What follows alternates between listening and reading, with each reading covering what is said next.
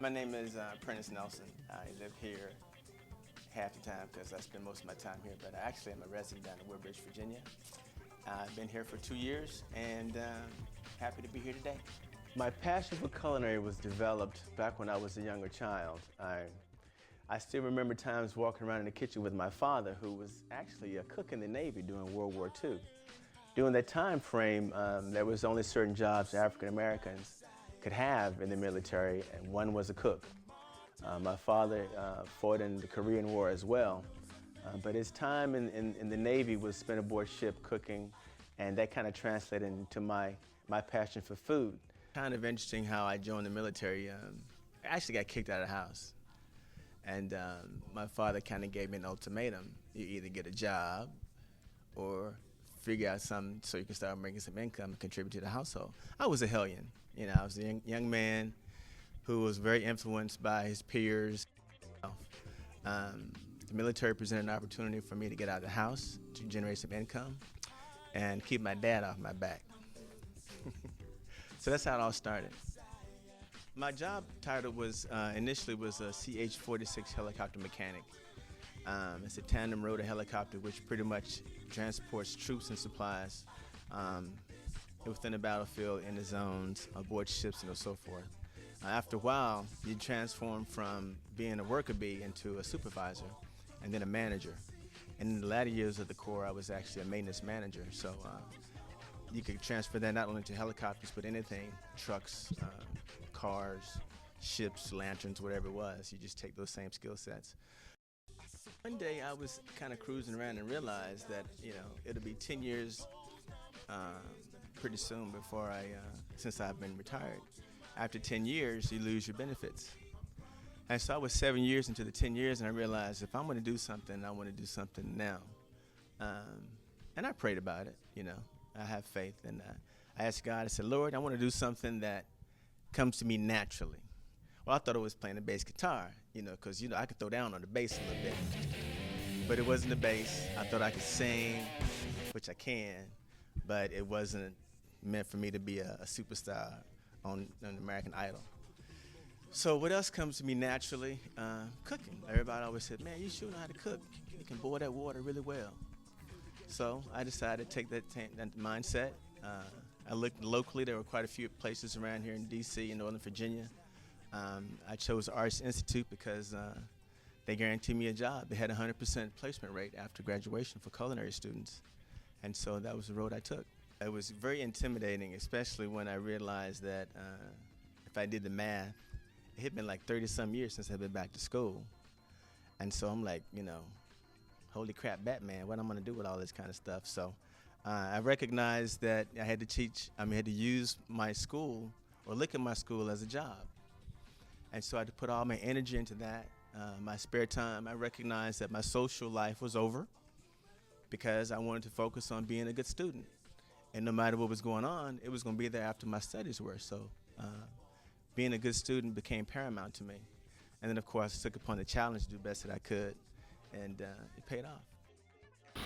Prentice really understood the attention to detail that was required to be successful. And those things, those attributes, you find in chefs, not in students. So really, in that way,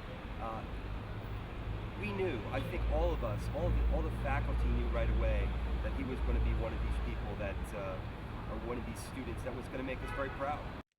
At graduation, when it was announced that Prentice had won the Brilliant Savant Award, and he was also graduating at the top of his class, I don't think it surprised any of us because he really exhibited all the characteristics of like the perfect student. I mean, he really was perfect. He was just respectful. He really kind of contributed to the culture of learning within the classrooms. He elevated the level of the classrooms. He brought a sense of leadership. And I think he instilled a lot of qualities in students that were really kind of still finding their way. When you graduate from school, Arts Institute is an accredited institution that works with the American Culinary Foundation So as a result of your completing your studies, you become a certified culinarian. That's the beginning of the first steps towards becoming a certified executive chef, corporate chef, and then at the last end of the whole spectrum is to become a certified master chef.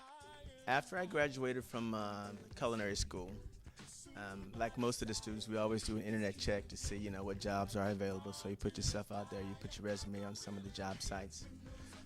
You do a Google on cooks. And so what I did is I Googled the cook thing, and Goodwin House was the first thing that popped up in my search. So I sent my resume, and about 20 minutes later after I sent my resume, the phone rang. And it was Goodwin House. And so I came over, and I applied for the cook job, and I got the cook job. We're doing the first 6 months, or during that time frame, we lost the executive chef. And the dining services director was looking for a replacement chef. Some people would come in and out to no avail. I would always look at these guys and go, I can do that, I can do that. And so eventually it got to the point where I was going to relocate, and I was going to leave this place and find employment somewhere else. My current boss then asked me, well, how wanted you apply for the executive chef job? So I did, and the rest is history. I've been here for 2 years now. I oversee the food costs and the production of every food item in the building, whether it's a cracker, an apple, or foie gras, or ostrich tenderloin. I buy it all. I manage it all. The yogurt, I buy it. The sugar packs, I buy it. I'm the one that gets blamed for it if we don't have it. I do the menus, the menu design. I work with the dietitian to make sure that the foods are balanced. If the special needs for some residents are met. Food allergies, all that sort of thing. So, very diverse community we have here. Main dining room. This is where everybody comes for their evening, afternoon meals. Formal, sit down, service. Some of the best service you can find in the DC, Northern Virginia area, right here in Goodwin House. I got a vision and a building a wall. I got a mission and it's 6 feet tall. I want to be an impact on young people in regards to them making a decision about being a chef. We have a calling in life. I think that there are certain things about us that are instilled for a bigger purpose. We can grasp the reality of that. Sometimes we can't. But oftentimes we have to exercise something that people call faith. I think you grasp hold of your dreams. If you put some hope and faith and trust in that, recognize that it's outside of you, your friends, the people that love you. Grasp hold of that. You'll be surprised what kind of doors open up for you. So I hope you get that.